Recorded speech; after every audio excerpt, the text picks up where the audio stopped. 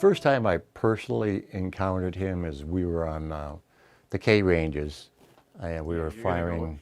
We were firing the TOW and the Dragon. That was weapons 3. Can we start one Yeah, more time? and he would do this, right? Yeah. Okay. Yeah. Just always look at that camera. Okay. Okay. Oh, sir, I'll sit right behind it. And There you go. You can talk to me, sir. Yeah.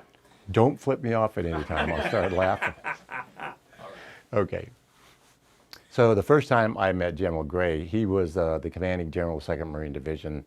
I was the CEO of Weapons Company, 3rd Battalion, 8th Marines out of Camp Geiger. And we were out at the Kilo ranges qualifying on them, the TOW and the Dragon. And as some of you remember, they were not the easiest weapons to qualify on. And the TOW, especially, the rounds are so expensive that, a gunner probably got 2 rounds a year, to fire, to qualify. So I was standing on the line, like most of us do, just watching what the Marines were doing. And all of a sudden, there's this big thunderous slap on my back, and I went forward about 3 or 4 feet. And, and to this day, I thank God I had on a helmet and flak jacket. So, like all Marine infantry captains, I turned around and, the first thing out of my mouth was, "What in that?" And then I saw General Gray. And he introduced himself, and he said, "What are you doing out here?" In General Way fashion, and said, "Sir, we're qualifying. We're trying to get the Marines qualified on the TOW and the Dragon." He said, "How are they doing?" I said, "Nah, not that good." He goes, "Well, then it's your fault. You must not be a very good instructor." Again, typical General Gray. And he had this great big chaw in his mouth. So we're just standing there talking, and I wasn't paying that much attention. He spit, and when he spit this great big chaw, it landed on my boot. Well, I looked down at my boot like you all would. I went like this, and then I looked up, and he goes, "You got a problem with that, Captain Hejlik?" I said, "No, sir, but not correcting you, sir, but it's Hejlik." He goes, "Yeah, it's going to be Hejlik." So, that was my first experience with him. But he stayed with us about an hour out there. And what I liked about General Gray is when he came out to observe a company, which is pretty unusual for a commanding general to do, he did not let anybody, to include his G3, know where he was going. He just went. And I asked him about that later in the afternoon as we're sitting on the bleachers. And he goes, "Hey, you got to be Oscar Alpha." I said, "Well, okay, sir, what's Oscar Alpha?" And he said, "Out and about." I used that for the rest of the time I was in the Marine Corps. Especially as a brigadier and then as a 3-star. I'd just tell the sergeant major, "Hey, Sergeant Major, we're Oscar Alpha. Go get the driver." And he goes, "Sir, where are we going?" I said, "I don't know. We'll decide when we get there." But that's General Gray. That's how he impacted, my ability to get around and see the troops early on, all the way from captain through lieutenant general.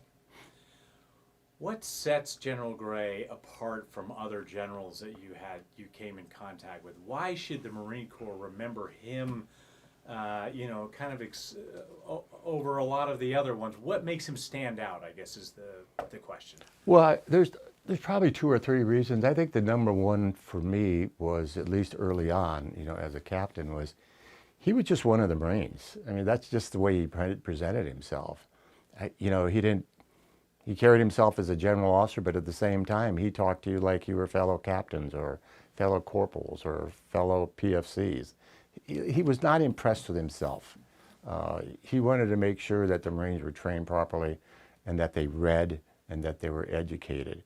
And then I think later on is just the way he focused on intelligence and intelligence gathering of the battlefield and reconnaissance and surveillance.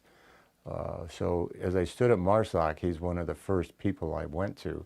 He was long retired by then, but he was one of the first I went to, and we sat and talked about, the way ahead for MARSOC. Because as you remember, he started the MUSOC program, Marine Expeditionary Unit, Special Operations Capable, and I was lucky to be on 2 of those MUSOCs. So the Marine Corps owes him a lot because he kind of shaped the way we were going to fight, with maneuver warfare and not attrition warfare, and FMFM-1, that was all him. I had a question at the tip of my tongue. What lessons have you drawn from General Gray, and what have you taken with him? How did it influence you as a general as you went up in the ranks? What were some of the tenets, things that you held dear to yourself that were something that you learned from General Gray? Well, the first thing was not to slap someone on the back real hard. That's funny, and that was General Gray, but we shouldn't take that away from him because that's just the way he was. But I think the biggest impact he had on me, again, was being out with the Marines and the sailors.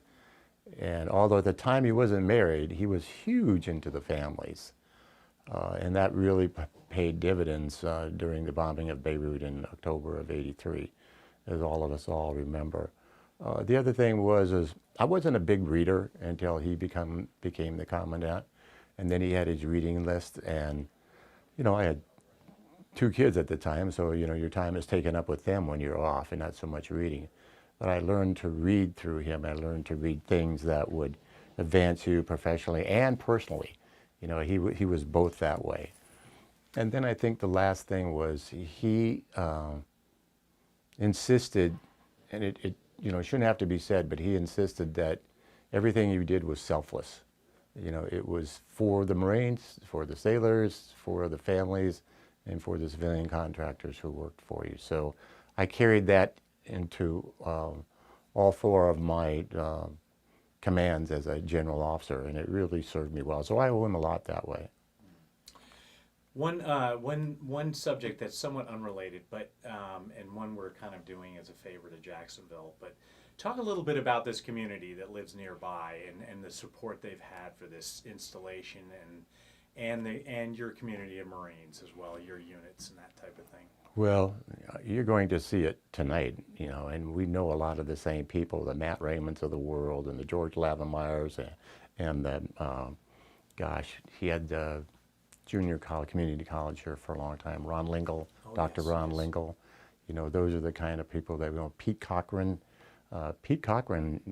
short funny story, when I was a second lieutenant, he was one of my PFCs who had gotten into trouble in Camp Pendleton, and they were going to throw him out of the 2nd Platoon, 5th Marine Regiment. And I went to bat only because I knew that he was a good kid and saved him. That's another thing, really, as I went through my career. General Gray was one of those, if you can save him, save him. If not, get rid of him right away. So, and then the rest of the people here, not just the Beirut bombing, because, obviously that was a ugly watershed for Jacksonville and for 2nd Marine Expeditionary Force across the board. But they all chipped in, and it was funny because even when you went out somewhere, if you went out to eat, and people didn't have to know you, but periodically, someone would say, "Oh, your bill's been taken care of by, that gentleman or lady sitting over there." Well, I didn't know who they were, but it was, they knew that, we were a Marine couple. They did that, and it's always been that way. And then when you needed support from the civilian community, I'll never forget Matt Raymond, because we had kids that were going out in town, kids, Lance Corporals, PFCs, buying cars and getting ripped off interest-wise, paying 18, 15, 21% interest. Well, you can't afford that. I was a PFC, so I understand it that you think you can, but you can't. And Matt Raymond, I sat and talked with him quite a while, myself and Major General Carl Jensen at the while, Major General Bob Dickerson, myself, Colonel John Murray, who was the Chief of Staff of MCB at the time, and he guaranteed us that if they came to him, he would give them below what the current interest rate was on a used car. So, this was just examples. Now, it's good for his business, obviously, but at the same time, he's saving the Marines a bunch of money. So that's that way throughout the community. Fantastic. That's all we got. That was too easy.